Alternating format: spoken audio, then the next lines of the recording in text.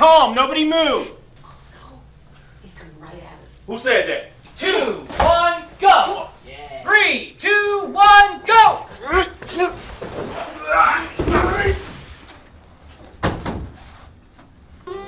One, two, three, 4, 5, 6. Go. What's that? One more for who? 8, 1, 2, 3, 4. Open 6. Hold on. Back up. Back up. What are you looking at? What are you looking at? So I'm here. I'm Hands off. I'm throwing styrofoam. It's not very heavy at all. 1, go! Mike Ferrier.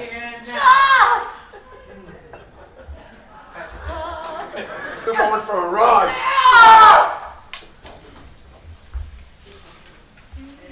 I love it. This mother.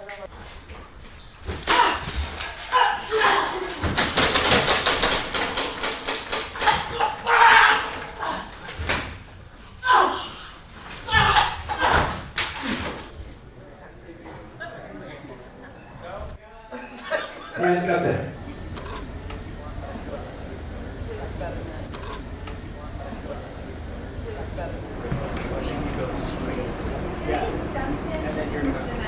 Yes.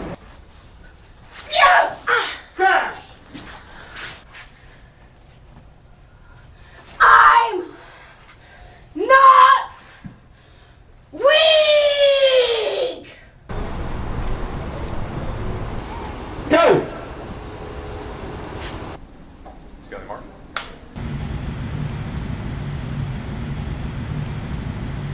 Oh. Yeah. I mean, look at this.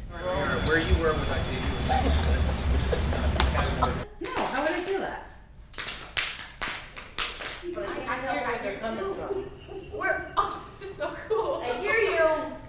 Well, it was supposed to be super strength and invisibility, but now you're gonna be the one with super strength. On go. 3, 2, 1, go. Hey! Ollie, beer me! Yep. You look terrible. Oh, sorry. I'll get some cream or something. The king doesn't lose! Yeah. We should have been standing there. How do you feel now? Better. Not great, but better. Barely won. But as a gesture of goodwill. This isn't against you. I'm just gonna get it started.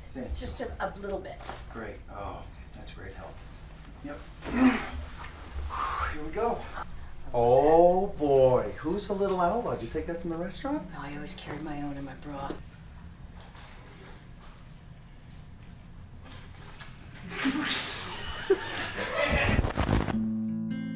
Getting to be bionically strong is pretty fun because you just start to think of, you're like, well, if I accidentally punch someone, like, it's not gonna just hurt them, they're gonna go across the room. Or if I like go to do a handle on a door, like, it's going to be destroyed. Like, I love watching someone, since I've acquired my superpowers, I love watching somebody stumble through it because I always think that's the fun of it. A lot of times you're just automatically really cool and in possession of yourself. But I'm like, if overnight, if over like a couple of months, you become able to lift like a semi truck, you're gonna fall down a bit trying to do it.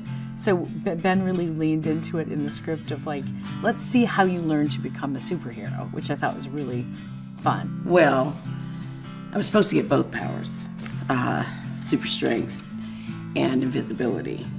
But everything happens for a reason, I think. I think the person who was supposed to get the super strength got the super strength. But please don't tell her I said that because, you know, then it becomes a thing and I don't get to be mad about it. But invisibility is good.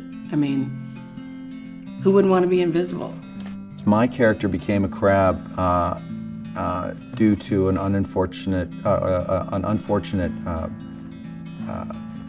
thing that happened on his honeymoon. He was skinny dipping with his new bride, and they were swimming over a radioactive coral reef. you have to watch out for those. They're around.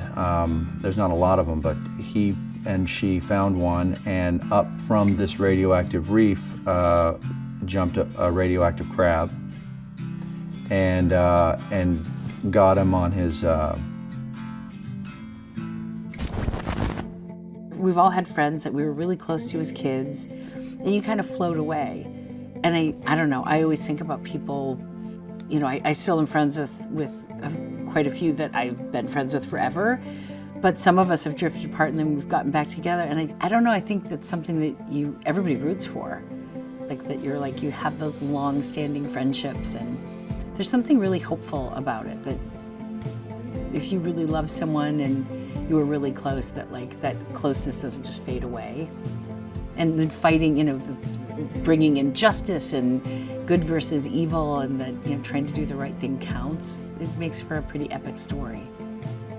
Thank God she and I haven't, you know, lost time together, but I can imagine a lot of people do. Life takes you, you know, in different directions, and to write a story that has all of this wonderful stuff going on, but at the center, it's about not just the friendship between these two women, but the idea that my character has spent so much time focusing on righting the wrongs of society that there's a big void in her relationship with her daughter. And it takes her best friend coming back into her life for her to realize that, you know, you're missing a lot of time. And because she lost her parents on, you don't know how long your time on earth is. So it was such a wonderful way to have that heart, for the story to have those legs, and for you to feel for all of these characters and root for them. I love wire stuff. Oh my God. Anytime I can be in a harness and like flipping around, it's like, you truly can defy, like I can't do any of that, but I'm like, yeah, put me on a wire and, you know, have me flip around or spin. The spinning was, I hadn't done that kind of spinning before. I've done flips and stuff, or jumps and, you know, stunts, but that was really a different thing to do. And a couple of times I was like, the first time I tried the really quick spin, I landed and I just, as my feet touched, I went, whew, and I was so dizzy that I didn't even know I was falling, and I was just about to hit the ground, and like a lovely guy caught me, and I was like, I didn't even know I was falling. Like, so it took a bit to get used to, but it's so fun and it's so dumb and it makes me laugh. When they were sizing me, you know, for it, I literally, you know, remembering jumping around playing with my little nephews, because they like playing superheroes, and you do your own sound effects, and everybody knows martial arts. Basically, it's a dream that you get to actually live out, and they did an amazing job.